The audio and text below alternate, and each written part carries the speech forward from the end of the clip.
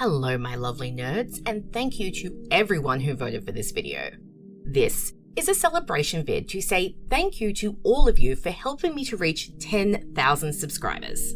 I am so overwhelmed and grateful to every one of you lovely nerds, and I hope that you will all continue to enjoy my vids in the future. The video that won the polls was my favourite and least favourite characters from Buffy the Vampire Slayer. I decided to go with top and bottom 5 so as not to be listing characters all day. And before I start, I just have to say that, guys, some of you are not going to like some of these picks. So please, if you do want to comment, do so respectfully. Remember that these are my opinions and that my faves and least faves do not invalidate yours. With that being said, let's kick off this video with my top 5 favourite Buffy the Vampire Slayer characters, starting with... I know what you're thinking. Don't worry, I don't bite. If any of you have watched my top 10 favourite characters vid, you will know that Angel is not only one of my favourite Buffyverse characters, he's one of my favourite characters full stop. And yes, that includes his time on Buffy, which I think is somewhat overlooked and underappreciated. While Angel definitely gets better and richer growth and characterization once he's moved to his own show, the building blocks for this characterization are laid down in his first 3 seasons on Buffy. And he is still a really fun and entertaining character on the original series. In season 1, we get mysterious and somewhat snarky Angel, and I think a lot of fans overlook how snappy some of his and Buffy's exchanges are this early in the series. We also get some nice hints about his past through his interactions with Darla, and a fun look at vampire lore in this universe. Season 2 gives us broody in love Angel, and I really love how much this vampire adores his slayer.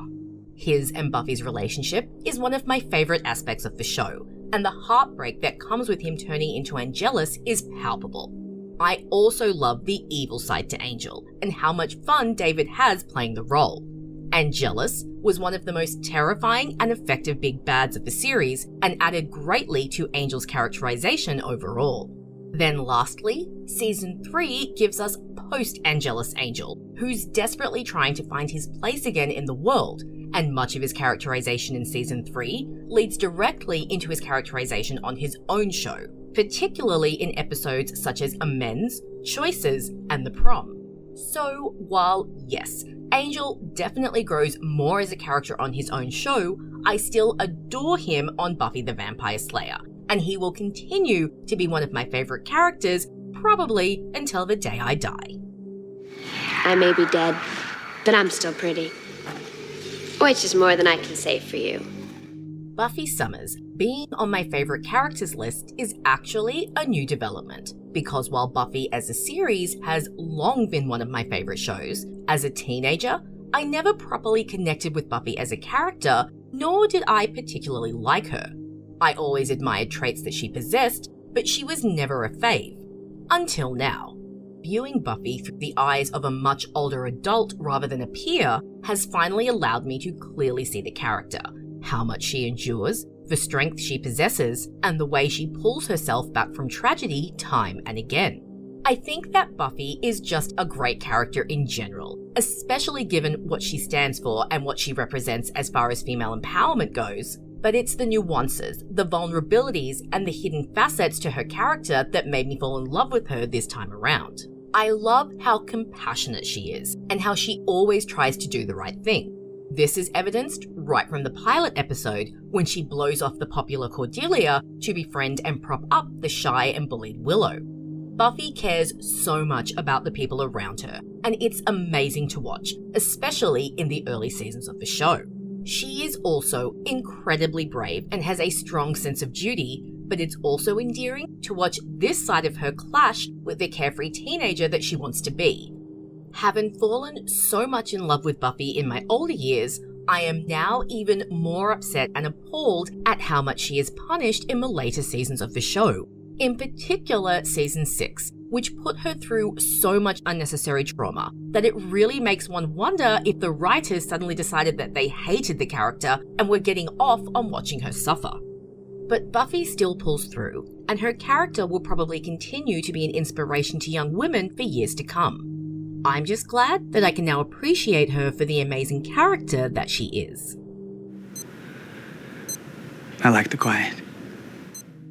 Oh, Xander, he really receives so much unwarranted hate within the fandom, and his crimes are so often exaggerated and inflated. It can become quite grating, especially since there are so many other characters who do far worse than him, but are forgiven so much easier. Which is a shame, because Xander Harris is such a fantastic character, with some of the best and most expansive growth in the series. And, in my humble opinion, he is a true unsung hero. I think that parts of the fandom often view Xander as Joss Whedon's self-insert, and because of this, Whedon's more problematic aspects are foisted onto Xander's shoulders, which is wholly unfair and misses so much of Xander's rich characterization. A young kid who starts off as a bit of a bumbling teen who can't seem to keep his romantic issues under control, he matures into a kind and compassionate adult who becomes the backbone and heart of the Scoobies. Xander is an incredibly brave and loyal character. Despite his claims that he runs and hides from danger until it goes away, we see time and again that the opposite is the truth. Xander Harris does not hesitate to throw himself into danger, especially if someone he cares about is in peril. We see this right from a two-part pilot, when, less than 24 hours after finding out vampires exist, Xander follows Buffy into a vamp lair to save his friend Jesse.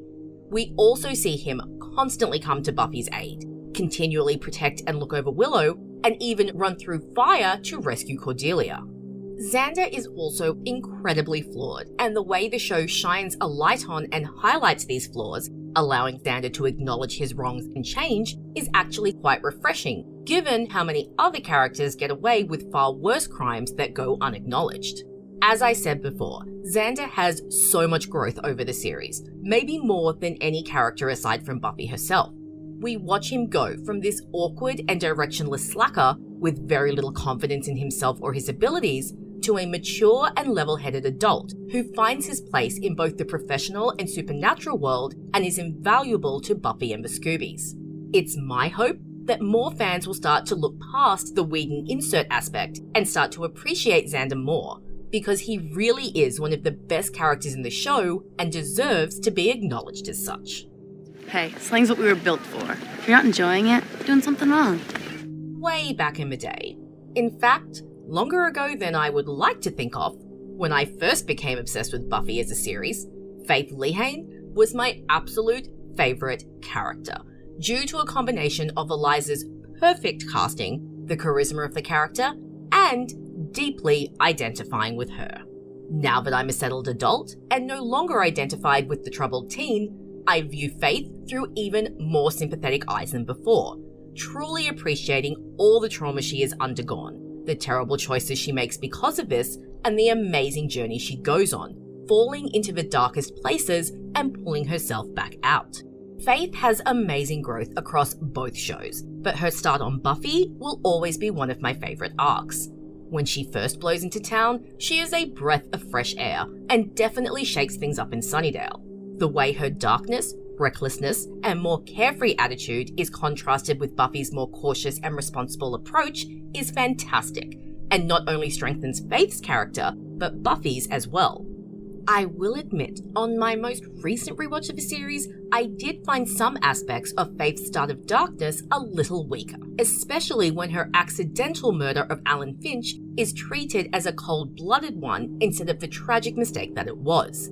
However, once Faith does fully cross over to the dark side, she is just as, if not more entertaining than when she was siding with the Scoobies, and Eliza plays the mix of recklessness, vulnerability, and longing for a deeper connection wonderfully. Her relationship with the mayor will always be one of my favourites of the show, and the father-daughter dynamic they develop is endearing and yet unsettling, and acts as a great foil for Buffy and Giles' similar dynamic. After season 3, all of Faith's appearances on the show elevate whichever episode she's appearing in. Her 2 episodes in season 4 are highlights of that season, and show Faith at her lowest and most desperate, making you feel for the character more than ever, even as she commits crimes against Buffy and Muscoobies, and her redemption arc on Angel lays the stage for her to return to Buffy in the final season as an ass-kicking hero who helps save the day. Faith, honestly, has one of the best arcs across both shows, and the casting of Eliza Dushku created on-screen magic. She will always be one of my favourite Buffyverse characters. And yes, one day a full-length video essay exploring her tragic existence will be done. I know. You never know what's coming. The stake is not the power to serve men as a cookbook. I love you. Go away. I think anyone who's been on my channel recently might already have clued into the fact that I love Dawn Summers, considering I have an 18-minute long video essay detailing just this. But this wasn't always the case for me. When I first watched Buffy, I was as flummoxed as anyone else when Dawn randomly turned up, and, being an eldest sister myself, I deeply identified with Buffy's annoyance at her younger sibling and the way Dawn would constantly get underfoot and wanted to stick her nose into everything. I found her annoying to the umpteenth degree and was convinced that it would always be that way. But, as happens with me, the older I got, the more perspective I gained, and the more I saw Dawn hated on by the fandom, I started to really look at her character and came to realize that she actually undergoes a massive amount of growth and is resilient in the face of huge amounts of trauma and neglect. She is so often ignored and overlooked by the other characters that it's hard not to grow attached to her out of sheer sympathy. Dawn is also a really fun character, despite all the trauma and darkness that surrounds her. Michelle Trachtenberg has a natural chemistry with the rest of the cast and a very sweet charisma to her, and Dawn is bumbling, awkward, adorable, sassy, annoying, and delightful all at once. With the older characters getting more serious storylines at the time of her introduction, she was able to provide the teen angle, which was the draw card for so many initial viewers, especially in season 6 and 7, where she undergoes a lot of growth. I love watching Dawn come into her own in the later seasons, particularly in season 7 when she's finally given the chance to mature and stretch her wings a bit. She retains her humour and some of her naivety and awkwardness, but also attains a self-assuredness, independence, and calmness which she lacked in earlier seasons. Her arc has become one of my favourites on the show, and I'm certain she'll remain firmly in my top 5 faves for a long time to come. So, now that we've gotten the faves out of the way, let's move to the top, or should it be bottom, 5 least favourite characters. I have to admit, this part is making me somewhat nervous, because I'm kicking off this list with the fandom's favourite peroxide blonde vampire,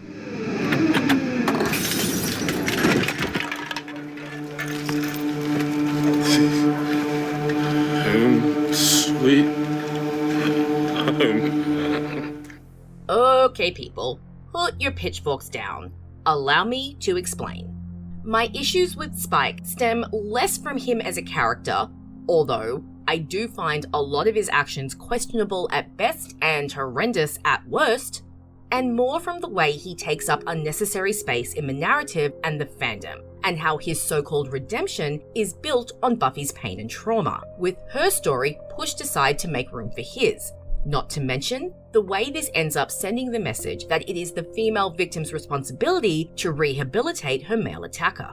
I do find Spike in season 2 to be a fun antagonist, although he is overshadowed by both Drusilla and Angelus, and I thoroughly enjoy his enemy within role in season 4 and the way he plays off and antagonizes the main characters.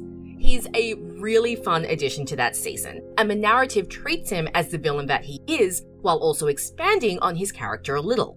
However, a recent rewatch of the series really emphasized to me how superfluous Spike is in season 5, where he contributes almost nothing to the main narrative outside of stalking Buffy. And, for reasons listed above, I am really not fond of his inclusion and storylines in the final 2 seasons, and I especially detest the way he is sympathetically framed within the narrative. James Masters is a charismatic performer, and I actually think that Spike's arc on Angel season 5 is one of the best of the season, but his run on Buffy was far too long and did far too much damage to the heroine and the show for him to ever work his way off this list. I don't want to do this anymore. Everyone's staring at me. So I never liked the trio. They were annoying as villains and as characters, but at the very least, you could say that Warren, vile as he was, impacted the plot in some way, and Jonathan we had at least known since the beginning of the series. But Andrew was just downright annoying and got more and more grating as time went on. It was an absolute travesty that he was added to season 7 of Buffy, and he just took up way too much space in that season. Space which could and should have been given to more worthy characters. I don't find Tom Lenk to be the most charismatic of actors, and Andrew as a character always got under my skin. I found him far too weak, the butt of too many jokes, and an ineffective antagonist most of the time. Like many a character in the verse, his evil deeds are far too easily forgiven, especially given that he was complicit in Katrina's sexual assault in season 6 and was involved in many attempts on Buffy's life. Andrew was a character shoved into a narrative that just didn't need him, and this unfortunately continued onto Angel, where he was annoyingly pushed into 2 episodes in quite a prominent role. Overall, I have always found him underwhelming at best, and his continued presence in the final season and beyond continues to irritate me beyond belief. I don't want to interrupt your me time, not even to buy the guy who killed the Slayer a drink. It feels almost too obvious to have Warren on this list, as he was never supposed to be a likable character, but at the same time, how can one not have him on a most hated character list? An absolutely detestable human being, Warren is not even hateable in that love-to-hate way. You just hate him. Misogynistic, power-hungry, completely without remorse or conscience, Warren's first appearance paints him in an unflattering light, showing him to feel so entitled to women, he built one to service his every need. When he returns as a villain in season 6, he's somehow even worse, with all of his worst qualities amplified, and his need to dominate and control women reaching a horrendous peak. We see him sexually assault his ex-girlfriend, attempt to murder Buffy multiple times, and eventually kill Tara. In between all this, he maintains a disgustingly misogynistic and entitled attitude and betrays even his so-called friends. Watching Willow flay him alive will always remain one of the highlights of the entire series, and it is so satisfying to watch this arsehole get exactly what he deserves. I've always been Riley's second in command. Instead he picks a girl. Oh, Forrest, if you could only admit to your raging boner for Riley Finn, things would be so much easier for you. There's not much to say about Forrest, except that his character was always unlikable, even before his raging jealousy issues over Buffy stealing his boyfriend emerged. Pretty sure he's introduced ogling freshman girls, including Buffy, and he displays fairly typical frat boy behavior before the initiative reveal is dropped. Then, we have to deal with his pissing contest with Buffy, the disrespect he continually shows her and Riley, his generally sour attitude, and the complete lack of character development or even change. Forrest was an unimpressive and surly annoyance, and the fact that he takes up so much space in season 4, all while disrespecting my main girl, means he gets a spot on this list. Honestly, he's so much better once he's turned into a zombie. You're getting stronger every day, more powerful. I can't touch you. Every day you're just a little further out of my reach. Poor Riley, he really doesn't start off that badly. In fact, I kinda like him in the beginning of season 4, although he was always going to be at least a little boring, especially following on the heels of Angel. But I think for the majority of season 4, Riley is a decent, albeit somewhat white bread, character. But then we get season 5. Good God in heaven, do I despise season 5 Riley Finn, and all his insecurities, sexism, and disrespect of Buffy. I'm not sure why the writers decided to take the character in this direction, but it frustrated me to no end, and started to set up the pattern of Buffy being blamed for her partner's shortcomings. The whole Riley being too insecure because Buffy wasn't leaning on him while, her mother was dying, got real old, real fast, and do not even get me started on the whole vampire suck job issue. But my biggest problem with Riley is the way that he, and by extension the narrative, shove all of this onto Buffy and somehow make it her burden. I hate the way she's blamed for Riley's insecurities and made to feel like she wasn't enough for him. This weird idea that suddenly springs up in season 5 that Buffy never loved Riley was really out of left field and made Riley seem incredibly needy and insecure, as Buffy had given no indication that any of this was true. Making Buffy run after a guy who treated her so badly was a huge insult to her character and only emphasizes my dislike for Riley's character. The fact that he gets to come back in the 6th season and rub his perfect and completely unearned happy new life in Buffy's face is one of the many low points of the season and will forever leave a bitter taste in my mouth. So I hope you enjoyed the video, my nerds, and thank you all again for helping me reach this incredible milestone. As said, if you want to disagree with my choices, feel free, but please, please be respectful. And remember that my faves and least faves do not invalidate yours.